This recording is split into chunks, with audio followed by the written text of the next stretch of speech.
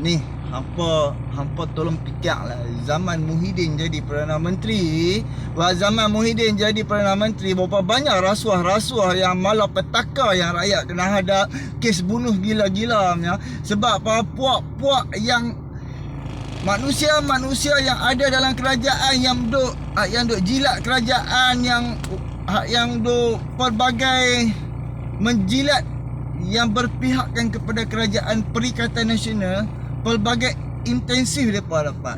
Jadi rakyat apa yang dapat? Kan? Rakyat sampai yang kes bunuh diri lah, tak boleh keluar buat kerja, tak boleh keluar. Kira macam cari duit lah, apalah apa semua.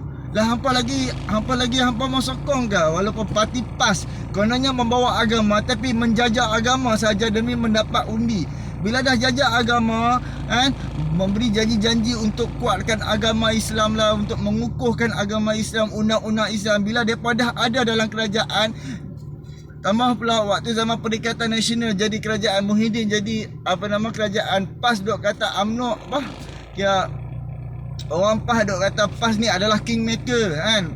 PAS boleh buat macam-macam. Kalau macam depa tak mau dengar, PAS boleh ugut. PAS adalah kingmaker. Sekarang depa dah ada dalam kerajaan, apa yang depa buat untuk membantu rakyat, untuk menegakkan keadilan untuk rakyat, betul-betul jaga jaga tiang agama, untuk mengukuhkan memartabatkan agama Islam. Apa yang depa buat demi rakyat? Hampa fikir tengok ni. Cuba hampa fikir depa dah ada dalam kerajaan. Depa bawa dengan depa punya jajaan depa agama Islam, memartabatkan agama Islam. Adakah depa dakwah rakyat? Aku nak tanya hampa. Adakah ni muka-muka PAS ni, negeri Kedah, negeri Kelantan, negeri Ganu dan juga puak-puak PAS yang ada dalam Malaysia ni, adakah depa mendakwah rakyat untuk rakyat jaga semayang, untuk rakyat buatlah kebaikan, beramanah, berintegriti, jangan mengkhianati? Adakah? Cuba hang fikir, adakah? Sekurang-kurangnya hang buat iklan sebab Jabatan Agama akan ada peruntukan tahunan. Jadi dengan peruntukan tahunan tu, ambillah berapa juta, 1 juta untuk buat iklan tahunan untuk mendakwah rakyat. Sebab iklan, bila buat iklan dekat handphone, internet, siapa-siapa pun akan naik. Faham tak? Kalau setakat hang buat, bila hang buat video, hang buat live, orang duduk slide itu, nampak aja ceramah, tolak naik. Tak ada nak, kira macam tak ada nak tengok apa lagi. Berbeza dengan iklan. Bila iklan, hang kod mana pun, hang kena tunggu 5 saat. Jadi apabila hang dengar dan hang faham, dalam masa 5 saat, mesti hang akan maintain. Tengok iklan tu sampai habis. Itu je cara untuk setiap orang Islam yang jauh dengan agama dan juga yang dekat dengan agama, kita perlu dakwah. Tapi sekarang ni apa yang mereka buat? Hanya semata-mata TV3, azan, ceramah Khamis malam Jumaat. Lepas tu dengan dekat masjid dan juga ahli parlimen hanya pergi masjid buat live. Tu je. Lepas tu buatlah video-video pendek. Bukan semua akan tengok. Kalau betul-betul apa yang mereka buat hari ni tu berhasil, sebab apa rakyat makin hari makin jauh dengan agama? Sebab apa rakyat sekarang ni makin jauh dengan undang-undang? Sanggup buat kesilapan tak apa lagi daripada dekat dengan agama. Jadi sebab tu orang kata dalam politik kita tak boleh bawa agama dan juga bawa bangsa, sebab dia akan jadi isu dan juga dia akan bawa perbencian antara kaum ataupun perbencian di antara agama. Nampak faham tak? Okay, macam UMNO selama ni duk jajah Melayu. Tapi kenapa Melayu makin hari makin susah? Dan kenapa Melayu tak boleh conquer ekonomi Malaysia?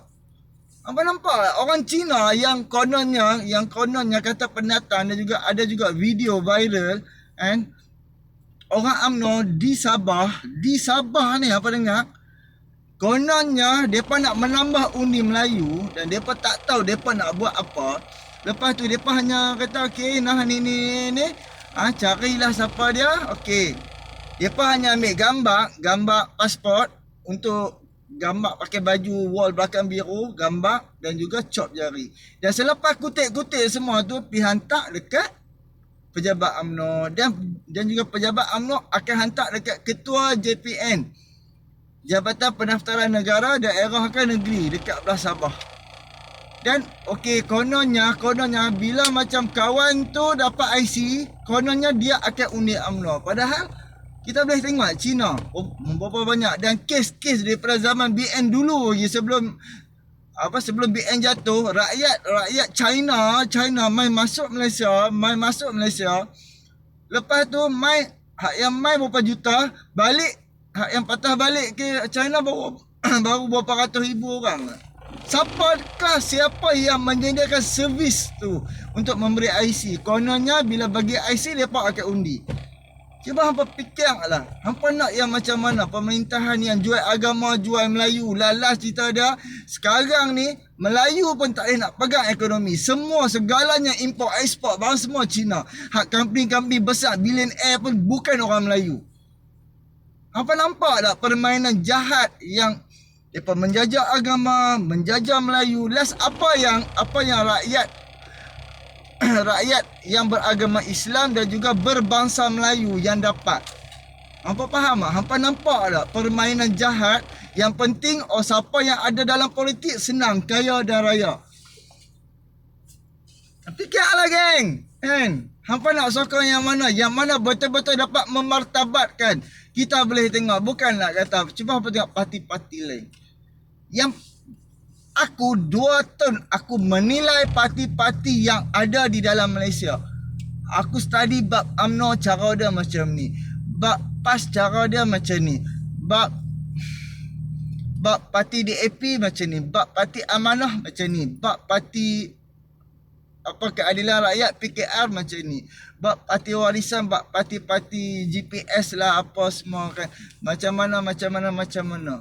Dan yang makin hari parti politik yang parti politik baru yang ditubuhkan, kan? Orang yang menubuhkan tu hampa kena faham. Sebab apa dia tubuh? Bila dia tubuh, dia duduk di dalam satu gabungan. Walaupun dia tu hanya satu kursi, presiden parti tu akan dapat jadi menteri. Dan juga bila macam parti tu dapat pergi Sabah Sarawak ataupun parti-parti Sabah yang macam Sabah Sarawak, dia boleh buat mai ke belah Semenanjung dan juga dia bertanding.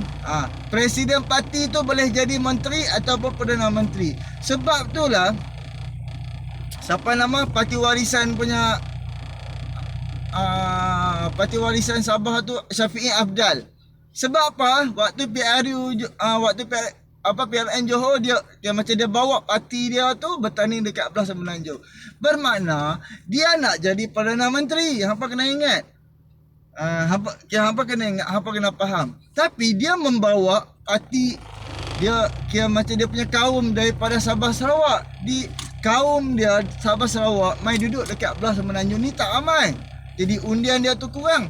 Sebab tu kita tengok macam parti PKR, Parti Keadilan Rakyat. Dia tak kira lah hang Cina kah, hang Melayu kah, hang Hindu kah, hang Sing kah, hang apa kah. Hang nak masuk, kita tak ada resis. Resis tak ada. Kita nak pergunakan agama, menjajah agama tak ada. Kan? Sebab Malaysia satu negara demokrasi. Malaysia berbilang bangsa macam-macam. Malaysia ada undang-undang. Nombor 1 agung. Okey, macam ni. Itu rukun negara.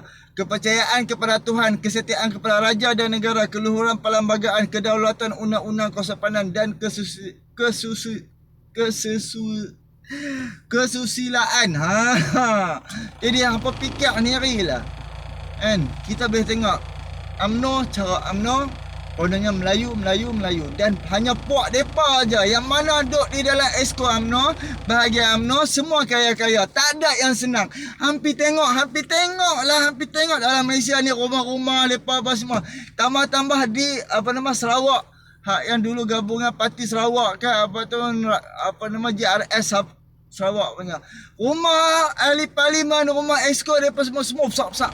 Hampir tanya member aku orang Sarawak yang duk tidur dekat bengkel aku kan, geng Sarawak, dia sendiri cerita dia pergi ronda, dia pergi tengok semua kaya-kaya, semua senang-senang. Samalah dengan UMNO, dibaling cara dibaling di negeri-negeri lain pun cara dibaling. Aku tahulah, tak mau sebut ya siapa-siapa. Tapi kita fikir kan, oh depa ni job projek tak pernah putus. Sebab apa? Sebab dia duduk di bawah ahli parlimen ni gini. Dan bila macam duk ada projek apa-apa hak yang nak buat, okey boleh direct nego kan, berapa persen bagi tu.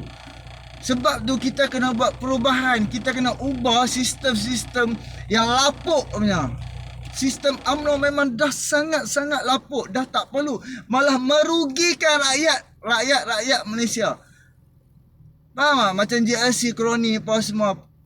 Sekarang ni ada 70 menteri. 70 menteri tau. PM, Perdana Menteri, ada berapa orang? 4 orang penasihat. Pembaziran duit rakyat tu terlalu besar.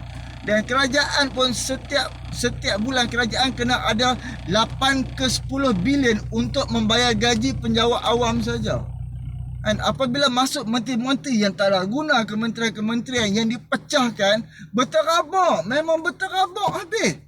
Sebab itulah kerajaan tak dapat bantu rakyat, disebabkan lepas tu agensi kerajaan lah apa semua depa ni kurang manfaat depa bagi kepada rakyat, disebabkan peruntukan pakat-pakat jadi sikit. Kalau hampa pasal video aku 2 hari lepas, waktu aku duduk on the way, aku duduk shoot video sambil aku duduk balik kampung, aku dah ada cerita soal ni.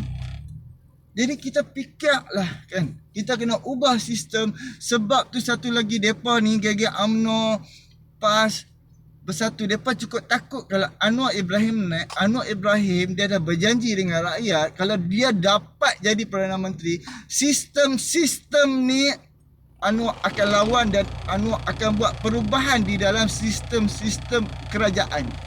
Sebab sistem sekarang, sistem yang merugikan Malaysia. Sebab apa merugikan? Setelah Mahathir menswastakan syarikat-syarikat yang di bawah kerajaan ni. Apabila menswastakan, kroni-kroni JLC depa ni lah kaya, depa ni lah senang. Depa tuntut setahun satu agensi ni contoh macam 1 bilion. Lepas tu bila macam agensi ni depa dah buat setahun pas semua apa 700 juta saja. 700 juta saja. Dan lagi 300 juta tu pi mana? 300 juta tu pi mana? Kan? Orang depa lah kaya, orang depa lah senang. Sebab tu sistem ni kena ubah, kena buang untuk selama-lamanya. Sebab malah dia merugikan rakyat, dia mesusahkan rakyat. Rakyat dapat duit seceput, depa hak di atas dapat duit berjuta-juta. Hampa fikirlah demi negara, demi rakyat, anak-anak cucu. 1MDB cara 1MDB. Yang kalau hampa tak faham, tunggu aku akan explain pasal 1MDB pula. Tolonglah geng, kita kena tolak UMNO. Sistem UMNO dah lapuk. Barisan Nasional memang dah lapuk. Depa yang duk desak PRU disebabkan depa nak balik kuasa. Depa dah berapa puluh tahun depa hidup di dalam kuasa. Depa bersenang lenang duit berlambak dengan kuasa yang duduk di bawah kerajaan. Dan apabila depa tak dapat kuasa, depa tak boleh buat apa-apa, duit tak cukup. Sebab tu depa nak sangat, kononnya ada harapan depa boleh menang. Tapi aku berani confirm kerak jari mesti kalau UMNO menang, GST mesti akan buat. Mesti dan pasti mereka buat. Fikirlah geng, hampa nak yang mana?